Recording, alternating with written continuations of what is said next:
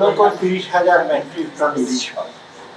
এটা একদিনেরও একটা চাঁদপুর ঘাটের একদিনেরও একটা দেশ যাদের একটা ইমোশনাল ইনভলভমেন্ট, আমাদের ফ্যামিলি কানেক্ট আমরা বলি, আমার প্রতিবেশী দেশ, এই 3,000 টন দাম করে 3,000 টন যাবে না, কারণ যারা বাইরে বিক্রি করবে, রপ্তানি করবে, তারও দেখবে যদি 1200 টাকা দিস দেবে না, এটা তো জানা কথাই।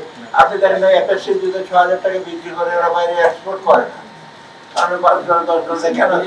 এইগুলো যারা ইমোশনাল কথাবার্তা বলে, ঠিক আছে বলো তাদের বেশি করি, এবং এটা একটা, এটা 0.5%ও না, 1%-এর নিচে।